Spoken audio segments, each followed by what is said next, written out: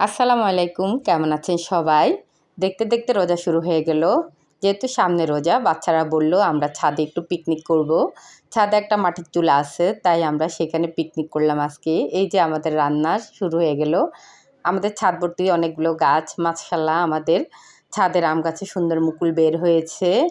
রান্নার জন্য আমরা মুরগিগুলোকে কেটে সুন্দর করে ধুয়ে নিলাম, আর রান্নার সব প্রস্তুতি শেষ হলো। আমরা রান্নার কাজ শুরু করে দিলাম। ছাদে অনেকগুলো লার্কি ছিল, সেগুলো দিয়ে আমরা রান্নার কাজ শুরু করে দিলাম।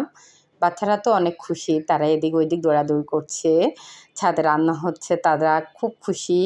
এতদিন তো শুধুমাত্র বাড়িতে গেলেই মাটির চুলায় রান্না করে খাওয়া হতো। আজকে প্রথম আমরা নিজেদের বাড়ির ছাদে নিজেদের হাতে মাটির চুলায় রান্না করলাম। খুব সুন্দর স্মেল বের হয়েছে রান্নার। এদিকে আমাদের রান্না প্রায় শেষের দিকে। এই যে আমাদের রান্না শেষ হয়ে গেছে। আমরা আজকে বিরিয়ানি রান্না করলাম মাটির চুলায়। মাশাআল্লাহ খুব সুন্দর হয়েছে, খেতেও খুব মজা হয়েছে। আল্লাহ হাফেজ।